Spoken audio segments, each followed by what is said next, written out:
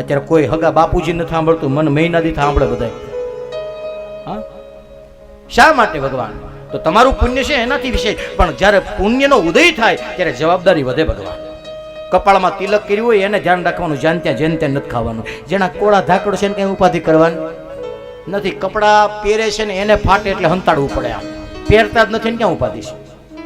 હા, ગળામાં કંઠી જેને પહેરી છે, ગળામાં મંગળસૂત્ર જેને પહેર્યું છે, એને એની આંખનું ધ્યાન રાખવાનું છે, એને એની જીભનું, એને એના વાણીના વર્તનનું ધ્યાન રાખવાનું. જેના શેથા હાવ કોરા છે, હા, જેને ગળામાં કોઈ ગુરુની કંઠી નથી પહેરી, કોઈને હંસલાની જોઈએ ચાકા મોતીરાનો ચારો, પણ ઓલા બગલા એ ફૂલે છે કાદવકારો, એ માણા એ નુગરાની હારે મેળલો ક્યારેક રોડે નીકળીએ ને એવી રેકડીઓ એ માણસોને જોઈએ ને ત્યારે એમ થાય એ માણા થાવ ને એમ. એકનો પાત્રીનો ખાતો નથી પણ મને ભાવની ખબર છે.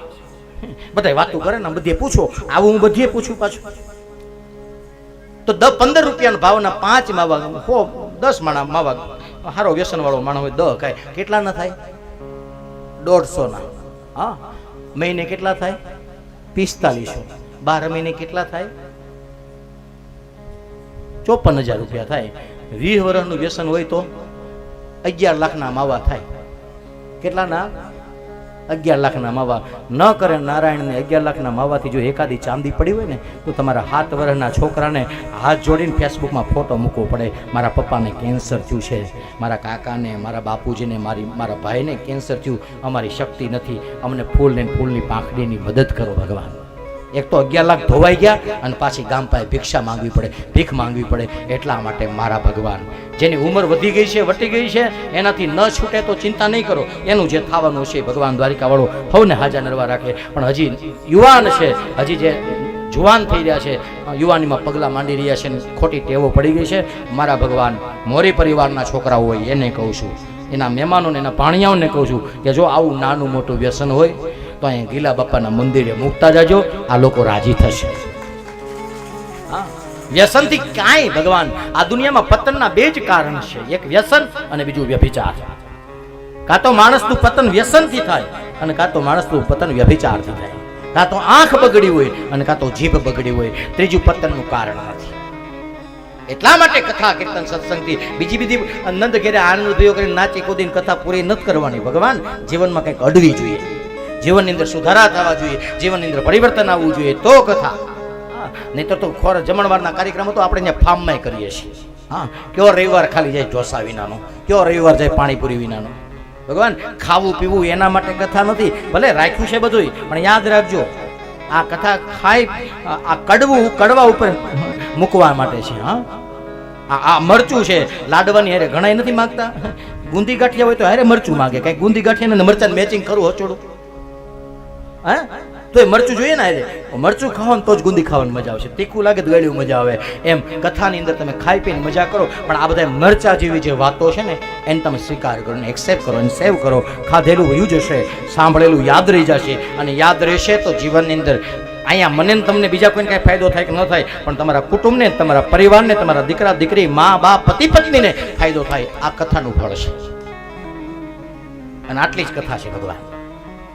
હું તો પાક્કું માનું છું. મને ગળદીમાં બહુ રસ નથી, મને સંઘમાં રસ છે. ગળદીમાં ઢીકા પાટા હોય અને સંઘમાં તાળી હોય, અને તાળી પાડે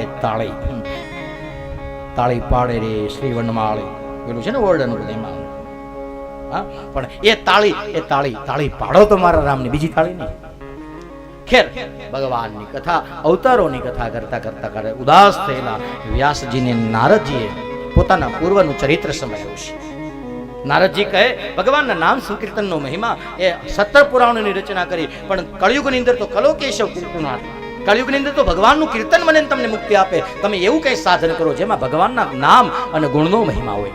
અને એટલા માટે નારદજીએ પોતાના પૂર્વનો ઇતિહાસ કીધો છે કે પૂર્વ કાળમાં દાસીની ઘરે દીકરો થઈને જન્મ્યો હતો. પણ ફાયદો એટલો હતો કે સારા ઘરે નોકરી હતી, અને આપણે ત્યાં કહેવત છે સારી કંપનીમાં નોકરી, સારા ઘરની છોકરી હોય તો ફ્યુચર સેફ, હા, લાઈફ સેટ, જીવનની બધી સમસ્યાઓના સમાધાન સારી નોકરી અને માતાજીના મંત્ર દેજી ગજી તેણે ઊંઘ તે દીધી ડણ ડુંગરા ડોળે શિવાજીને નીંદ લૂટાવે શિવાજીને પેટમાં પોઢેલા શિવાજીએ રામ લક્ષ્મણ નિવાસ સાંભળીને હિન્દુ ધર્મના માટે હાથમાં માં ભવાની આપેલી શિરોહી તલવાર અને લઈને હિન્દુ ધર્મ રાખેલ આ માની આ કોઈ દીકરીની વાત છે ભગવાન. અને એટલા માટે નારદજી કીધું મારી માં સારા ઘરે નોકરી કરતી, વાસણ ઉટકતી, યજ્ઞના લાકડાઓ કાસ્ટી વીણતી, યજ્ઞશાળા સાફ કરતી, એમાંથી મળતો પ્રસાદ માં પણ જમતી, મને પણ દેતી. એમ કરતા કરતા પ્રસાદ લેવાથી પાપ શાંત થાય ભગવાન. અને એટલા માટે પ્રસાદ લીધા વિના કોઈએ જવું નહીં. હા, આ મોરી પરિવાર કહે છે એમ જ છે ને, એવું જ ને. હા, અહીંયા બેઠેલા કોઈ પ્રસાદ લીધા વિના જાતા નહીં. ગામના હોય, બહાર ગામથી આવેલા મહેમાન જે કોઈ હોય, કારણ કે પ્રસાદ એ જ તો કથાનું ફળ છે.